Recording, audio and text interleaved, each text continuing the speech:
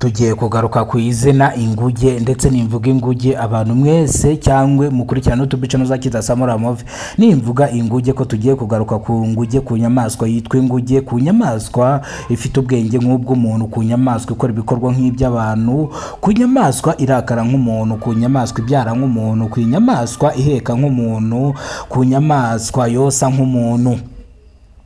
Turagaruka kuri ino nyamaswa. Inyamaswa bayita inguge. Inguge rero iri mu bwoko bw'inyamaswa z'ubwenge zituye muri pariki ya Nyungwe, ndetse izi nyamaswa zitwa inguge ni inyamaswa zizi gushakisha, ni inyamaswa zishobora kubyara abana batari hasi ya 5, kuvuga ngo yigenera abandi igomba kubyara cyangwa ikigero cy'abana igomba kubyara. Ni mu gihe inguge ifite ubushobozi bwo kosa umwana wayo ikamwosa yicaye nk'uko umuntu yosa umwana we yicaye. Ni mu gihe inguge ifite ubushobozi bwo guheka umwana wayo ku mugongo ikirukanka ku muvuduko wa 80%, ndetse uyu mwana nahanuke ku mugongo ni mu gihe ishobora gusimbuka nka metero 100 umwana ihetse ku mugongo wayo niveho cyangwa nahubuke.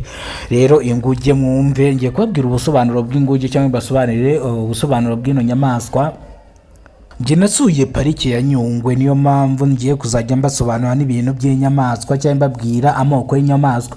Turaza kugaruka no kuri zino nyamaswa zikunze kwitwa inkende, hari inkende z'umweru n'inkende z'umukara. Turagaruka no kuri ino nyamaswa yitwa ifumberi, ari two yitwa ihene y'ishyamba. Iyi hene y'ishyamba bayita ifumberi muri rusange, ariko mu ishyamba rya Nyungwe nabwo ziba zirimo, ariko cyane cyane kituraje shinga cyangwa ikitugenza nyamukuru no kwiga kwa zino nguge cyangwa kumenya byinshi kwa zino nguge.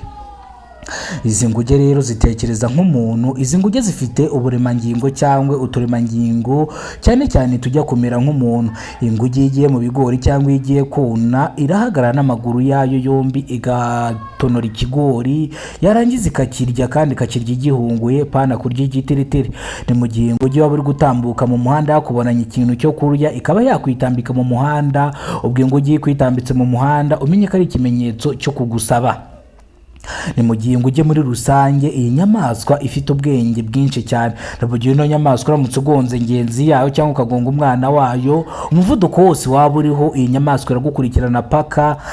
Iyo babonye rero cyangwa abagaride bacunga ishyamba, iyo babonye inyamaswa iri kukwirukankaho, iyo modoka bahita bayihagarika bakareba ko nta kibazo igize. Ni mu gihe izi nyamaswa ziba zifite ubwenge nk'ubw'umuntu. Mu gihe yindi iri kukwirukankaho, indi ihita ijya gutabaza ikajya kureba abagaride muri rusange kugira ngo iyo modoka bayihagarike, kugira ngo ubashwe nimba ari ibyaha ukoze cyangwa nimba wishe cyangwa ugonze umwana wawe cyangwa ugonze ngenzi yayo ubihanirwe cyangwa bagufate nyine kugira ngo ubidwozwe.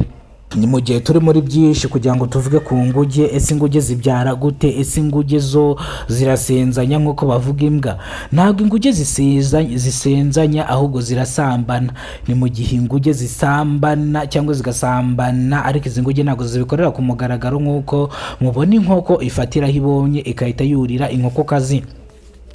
Ni mu gihe inguge yihangana ikajya ahantu hiherereye, ikaba yafata ku musubagege, igafata ku kidari, igatangira kwimya, aribwo inguge itera inda, ndetse umenye ko inguge ibyarira nayo amezi 9. Ni mu gihe inguge neza neza ifite byinshi ihuje n'umuntu cyangwa inganya n'umuntu.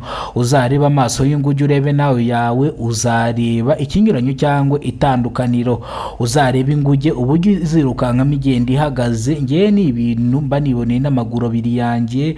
Ni mu gihe inguge nayo ijugunye akabiswi cyangwa yiterera akantu ikagasamisha amaboko 2, kandi imodoka iri kugenda kandi nayo iri kugenda, kuvuga ngo ari ihagaze ku maguru yombi yayo ari 2. Ikindi kintu kimwe ngiye kubasobanurira kimwe ngahita mva ku nyamaswa inguge, muramumaze kumenya ubusobanuro bwayo.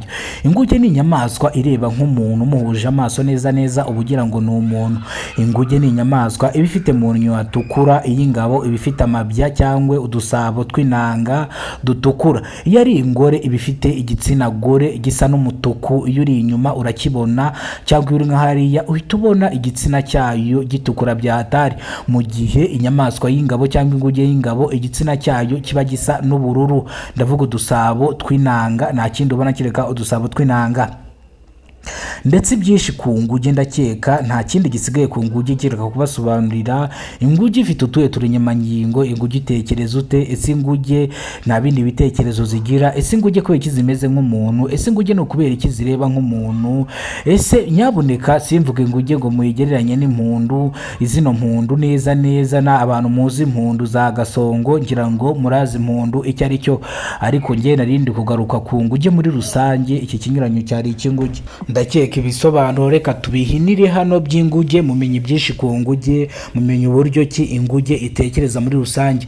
Kidasamura Movi yavuze ko azajya bazanira ibintu byiza gusa cyangwa aberekere cyangwa abahereze ingingo. Kidasamura Movi ni ihuriro ry'ibiganiro bitandukanye, ubwo asura pariki ya Nyungwe akavuga ati arahava basi hari inyamaswa n'imwe abasobanuriye. Tuzagaruka ku nyamaswa yitwa ihene y'ishyamba, tugaruke kwa zino nkende z'umukara cyangwa z'umweru arizo zitwa Eyerimaki, twongere tuzagaruke ku kintu cyitwa ingagi neza neza. Ingagi yo igenda nk'umuntu, ndetse ingagi murabizi ko muri pariki ya Nyungwe zirimo. Yari Kidasamura Movi mu mujyi wa Rusizi, turabakunda cyane mukuru.